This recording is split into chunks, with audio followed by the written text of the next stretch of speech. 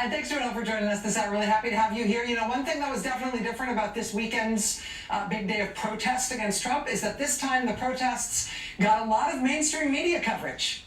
I don't know if the protests a couple of weeks ago were like a surprise to the headline writers and newsrooms of America's major news outlets, but for whatever reason, a couple of weeks ago, that huge day of protest was really kind of played down or just underplayed somehow in the mainstream press. That definitely turned around for the protest this weekend.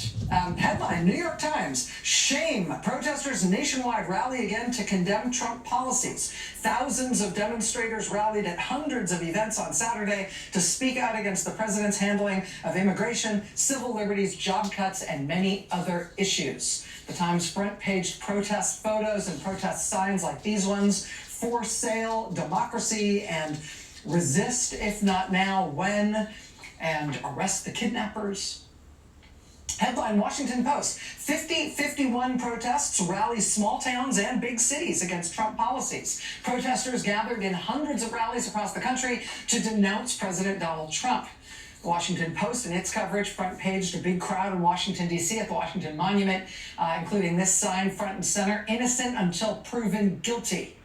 Headline, the Associated Press, anti-Trump protesters rally in New York, Washington, and elsewhere across the country. Elsewhere is doing a lot of work in that headline, given how many protests there were. But the AP front page, this big banner outside the White House fence: Trump must go now, next to a sign that says "Free Kilmar" for Kilmar Abrego Garcia. Headline, USA Today, nationwide hands-off 51 protests against Trump continue for second weekend. They front paged this upside-down American flag in the foreground, hanging, of course, in a way to signify distress.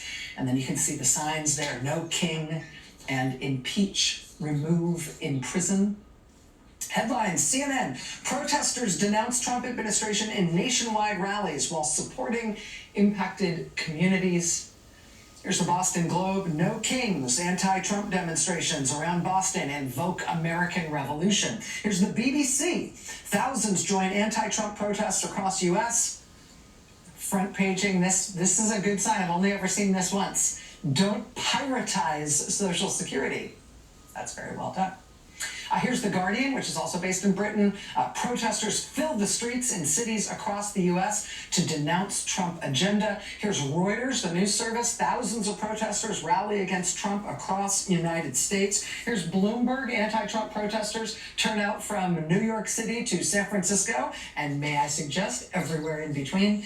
Here's CBS News, anti-Trump rallies held across the U.S. to protest administration's policies.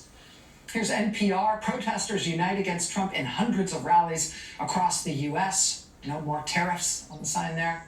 Here's the LA Times, anti-Trump protesters rally again in cities across the country. Impeach and remove being spelled out in bodies on the beach on the front page of the LA Times. This was the lead story in NBC Nightly News on Saturday night. You see the chyron there at the bottom, massive anti-Trump protests across the country. Tonight, protests across the country, from Denver to Midtown Manhattan, to right outside the White House, people voicing anger at the Trump administration, including over its recent immigration actions. I don't know if the mainstream media catching up now to what's been going on in the streets, I don't know if it's a big advance for that movement against Trump or not. But it's at least worth noting that it is starting to happen. It really hadn't been happening before, and it is now. The coverage is now there. That said, judging from the literally hundreds of protest videos and images that we reviewed over the weekend and compiled, my sense is that the momentum is here, and these protests are going to keep happening basically everywhere, regardless of the level of coverage they get, even though they are now getting more coverage. These are hard to put together, but we've done it. Okay, so from left to right and then top to bottom, what you're looking at here is, ready? Anti-Trump protests this weekend in Chicago, Minneapolis, Anchorage. There was a whole bunch of protests in Alaska this weekend. We'll talk about that in a second, but that's Anchorage, third from the left in the middle there on the top row. Then Jacksonville, Florida, Buffalo, New York, Atlanta, Philly, Portland, Oregon, Little Rock, Arkansas, Omaha, of course, New York City, massive crowds in New York City, Denver, Houston, Washington, D.C., Cleveland, Ohio, Salt Lake City, Boise, Idaho, Hartford, Connecticut, and then the last two there are Indianapolis and Harrisburg, Pennsylvania. I paused there on Anchorage because they really did have a very big crowd in Anchorage this weekend. Thousands of people turned out in Anchorage. And you see some of the signs there are quite good. Due process is a right, not a privilege. There's the big one there up on the right that just says, nope. This is a very good one, actually. It's the only time I've seen this exact phrasing. Only caring about your own rights is exactly how you lose them. That's very good. Orange sign just to the right of that. Nixon and McCarthy weren't this bad. I agree. You may also see another one on the left there that's specific to where this is. Dan and Nick stand up for the rule of law. That's about Republican Senator Dan Sullivan and Republican Congressman Nick Begich, both of whom have been very pro-Trump, even as Alaska's other Republican representative in Congress, Senator Lisa Murkowski, has mildly criticized him. But Dan and Nick, hey, stand up. And I just want to say, for whatever reason, it wasn't just the big turnout they got in Anchorage. There were a ton of protests all over Alaska at this time. Gustavus, Alaska, population 600 something. That's a significant portion of the town. There's only 600 people in the town. Soldotna, Alaska, all along the main drag there. People outside the auto zone. Bethel, Alaska. It was really cold and rainy, but people turned out in Bethel, Alaska. Look at the turnout in Fairbanks, Alaska. Fairbanks had tons of people turn out this weekend. At Nome, Alaska, Nome, Nome, protesters posted up there again at the marker for the end of the Iditarod sled dog race. You see the sign there, stop disappearing people. A lot of signs along those lines in protests we saw everywhere all over the country. Kodiak, Alaska, another good turnout there. Lots of American flags. United we stand, divided we fall. Beautiful Kodiak, Alaska. This was Homer, Alaska. Homer Head Start, 32 years. Keep it going. As Trump says, of course, he wants to eliminate the entire Head Start program everywhere in the country. Literally, I mean, was there a single town in Alaska that didn't protest this weekend? I watched local news reports in Alaska. There were protests on Saturday, all simultaneously in Juneau, Seward, Wasilla, Anchorage, Gustavus, Soldotna, Bethel, Fairbanks, Nome, Kodiak, Homer. I might have even missed some. Oh, Petersburg, Alaska as well. Petersburg, super cute. They call it Little Norway. They turned out to protest in Petersburg, Alaska against Trump this weekend. Hey, Elon, Mars beckons. And that's just a snapshot of one state. That's just Alaska. That was kind of on fuego this weekend. But, you know, if you want to generalize, I think, about how the protests against Trump are evolving now that we're 90 whatever days in, I would say that the media is now covering these protests more and more. And I think that's part because there's a lot of them and they're big. I think it's also maybe because the media is realizing that Trump is only getting less and less popular with each passing day in each new poll. This protest movement to the media, I think, seems like a tangible way to see and describe and report on that. In terms of other changes and evolutions in the anti-Trump movement, I would say for this weekend in particular, one other change we saw is that in a lot of places, people added food drives and clothing drives and other really practical efforts to build donations for food pantries and other local resources that have been hit so hard by Trump's cuts. And those food drives happened alongside the marches and rallies, which is really constructive. I would also say in general that we are, if you want a generalized perception of what's going on in terms of how this movement is changing, I would say we're seeing more protests in red states and in Republican areas of blue or purple states. I mean, that's my impression from looking at all the footage that I have looked at from this weekend's events. Here's some more. Here's Amarillo, Texas this weekend.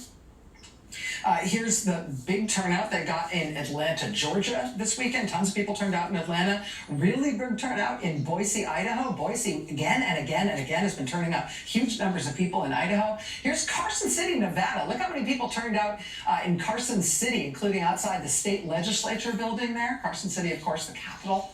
Thousands of people turned out to protest in Chicago once again. Chicago definitely showing up. Here's Clarksburg, West Virginia. outside the Harrison County Courthouse. Here's Cincinnati on the left side of your screen. Here's Columbus on the right side of your screen. Ohio has been turning out a lot of anti-Trump protests throughout this past 90 days. This weekend was no exception in Ohio. Here's Michigan. Here's Detroit on the left side of your screen, and Grand Rapids on the right side of your screen. Michigan, like Ohio, has been turning out lots and lots of Trump protests with big crowds. This was Saturday in Detroit and in Grand Rapids. There was big crowd protesting in Denver this weekend, yet again. Denver, Colorado. Also, Fargo, North Dakota turned up this weekend. People along the main drag there in Fargo. Concord, Massachusetts. They celebrated the 250th anniversary on Saturday of the first battle of the Revolutionary War, the Battle of Lexington and Concord. The anti-tyranny, no kings theme dovetailed very well between the commemoration of the American Revolution and the many people who turned out there to protest against Trump at the same time. Let's do a few more of these. This is left to right, top to bottom. That's Huntersville, North Carolina. Really big, impressive turnout in Los Angeles. Morgantown, West Virginia, where they have been hit very hard by Trump destroying federal offices and agencies. Lower left, that's Mobile, Alabama. Lower center, that's New Haven, Connecticut. And lower right there, that's Raleigh, North Carolina. They had a really big turnout in Raleigh. Look at that crowd. Here's another group. Upper left, that's West Caldwell, New Jersey. Upper center, that's Portland, Maine. On the right, on the top, that's Newton, New Jersey. Lower left, that's Westmont, Illinois. Mesa, Arizona in the center on the bottom there. And beautiful Livingston, Montana on the lower right. We saw big protests this weekend in Greenville, South Carolina, and in Springfield, Ohio, which you'll remember, that's where Donald Trump and J.D. Vance attacked Haitian immigrants in perverse terms. Lots of protesters out in San Diego, California. New Orleans, people turned out in the French Quarter to protest. We say no to deportations, protect immigrant rights. Sacramento, California, a big turnout in their Trump protest this weekend. Norwalk, Connecticut. Surprise, Arizona. Topeka, Kansas. Here's just a couple more. Look at the big crowd in Topeka. This was Rock Hill, South Carolina. The Easter Bunny says, hop away from fascism. No more rotten eggs in the White House. Here's a look at St. Paul, Minnesota, where they turned out just a look at this, very, very large crowd of people to protest against Trump this weekend. Again, in St. Paul. They keep doing this. And I could go on and on and on for a very long time with this. The first 50-51 protests, and again, 50-51 stands for 50 protests in 50 states on one day. The first one that they held was in February. It was mostly at state capitals. They actually had more than 50 protests that day, but less than 100. Now in April, in the same month, we had one day with over 1,000 simultaneous protests, another one this weekend with over 900 simultaneous protests. I mean, some of these protests this week, this month, we've seen tens of thousands of people, a few that topped 100,000 people. It sounds like the next one of these is not going to be on a Saturday. It's going to be on May Day, on Thursday, May 1st. We shall see. But again, I think in general what we are seeing is that more of the media is figuring out that this is quite a thing. This is not business as usual. This is quite a thing that is happening over and over again at state capitals and on overpasses and on town squares and on street corners and in all sorts of unexpected places, including the reddest of red states. My sense is that as Trump's poll numbers continue to drop, not only are the protests going to grow and spread, but they're going to get more and more attention as well, as the dominant news narrative in the country becomes not just what it has been, which is the failures and mistakes and scandals of the administration, the damage Trump is doing. But I think the dominant narrative in the country is becoming not just that disastrous behavior by Trump, but also the country saying no to him and resisting him more and more and more all the time. And that's not just a vibe or a feeling. That is a granular thing that is happening with these protests that we are seeing all over the frickin' country over and over and over again. And on the issues, on education tonight, Harvard University has launched its legal counteroffensive against the Trump administration. Harvard tonight bringing a lawsuit against the Trump administration for the way Trump has targeted and essentially tried to take over Harvard. That counteroffensive from Harvard comes as faculty at the University of Michigan and the University of Washington have both just voted that those universities should join a mutual academic defense compact with other similarly situated universities so they can all band together to defend themselves as a group when Trump inevitably comes for those institutions as well. The financial markets continue to just reject and repel Trump like he is a magnet turned around the wrong way. Here's part of the lead story at the Wall Street Journal tonight. Quote, the Dow Jones Industrial Average dropped around 972 points today and is on pace for its worst April since 1932. The dollar hit fresh multi-year lows against the euro and other major currencies. Yields on long-term treasuries, which rise when bond prices fall, climbed. When treasury yields climb, that's bad. Oil prices slid, gold rose to a record. Trump's renewed threats to Fed Chairman Jerome Powell's job marked a new source of uncertainty for investors who said eroding confidence in the independence of the U.S. central bank could deal a significant blow to the value of stocks, bonds, and the dollar. While Trump made similar threats against the Fed in his prior term, investors now worry that tariffs could rekindle pandemic-era inflation, requiring the central bank to keep rates higher, not lower. Some worry that recent declines in stocks, bonds, and the dollar, which has become known as the Sell America trade, point to a shift in capital flows that undermines the U.S.'s long-standing primacy in global markets. In other words, Donald Trump is not just tanking the financial markets, he's potentially destroying America's economic status in an irreversible way. The other headlines on the right-wing pages of the Wall Street Journal's editorial page right now also sort of tell the story right now. Quote, America gets Trump fatigue. This was actually from a few days ago. It's still posted prominently at the opinion page website. America gets Trump fatigue. Also, is Trump a tyrant or a savior? Maybe just a bumbler.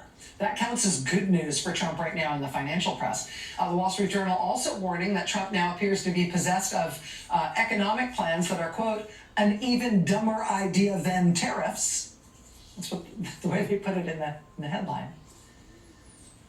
Amid the markets just rejecting everything Trump is doing and sloshing into the muddy depths again today, the automobile company that is owned by the president's top campaign donor, that's doing particularly poorly, even against a market that itself is doing very poorly.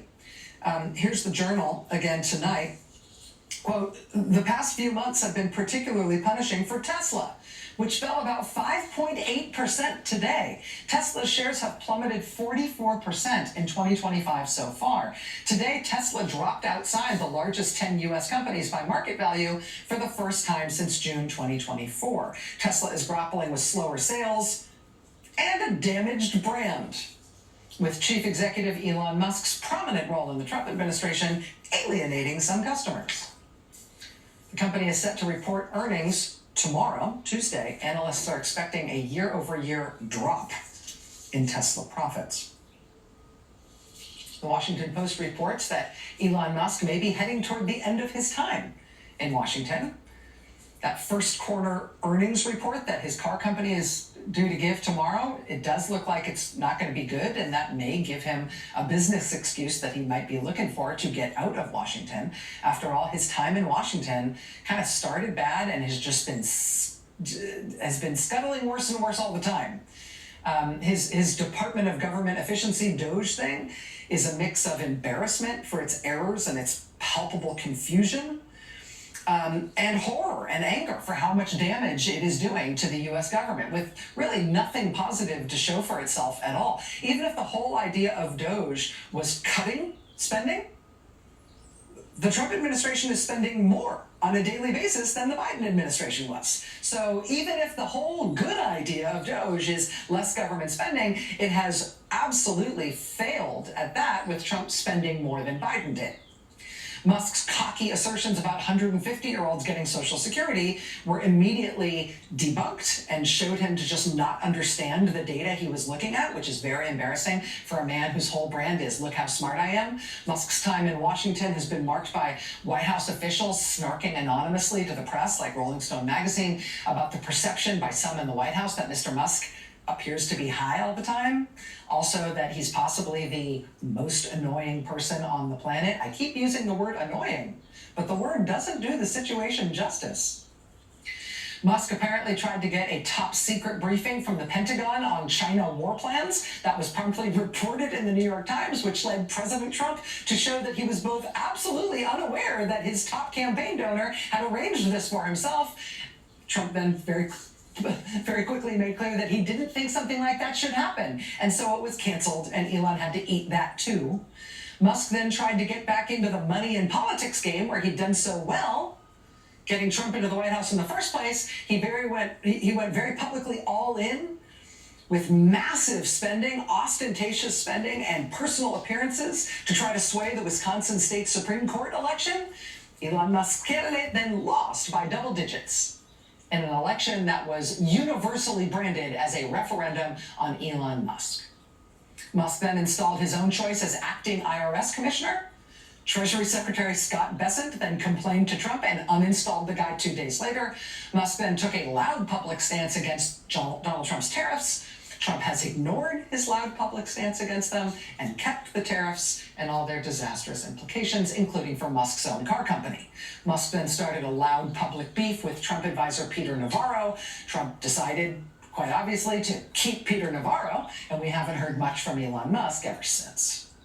Now, the Washington Post reports this weekend that Elon Musk's signature move in Washington, that whole tell me 5 things you did last week or you'll be fired government email, that email goes out sometimes weekly now to government employees, but people just ignore it. It's being ignored by multiple, if not most, agencies in the government because Elon Musk no longer really seems to have the juice to do anything about it. Musk no longer appears to be running stuff, let alone personally wielding some kind of axe over every government employee in every government agency. All of that on top of the massive public revulsion at his role in Donald Trump's administration and in American politics. The massive public revulsion for Elon Musk's role in Washington has made the Tesla brand toxic, not to mention his own personal brand. So we'll see tomorrow how things go on that Tesla first quarter earnings call. We'll see how it goes for Tesla. We'll see how it goes in terms of telling us what's about to happen to Elon Musk and his sojourn in Washington. We've got more ahead tonight on the meltdown at the Pentagon, the disputed report today that Pete Hegseth is on his way out at the Pentagon, and the panicked pushback from Hegseth himself, from the Pentagon, and now from the White House. We've also got the latest on the Trump administration turning around buses while they were apparently driving more men to the airport to apparently take yet more of them to El Salvador. We'll talk with the attorney tonight who appears to have caused those buses to turn around. 1 if by land, 2 if by DC. I see you, Huntington, West Virginia. I see you everywhere. We've got so much to get to tonight. Stay with us.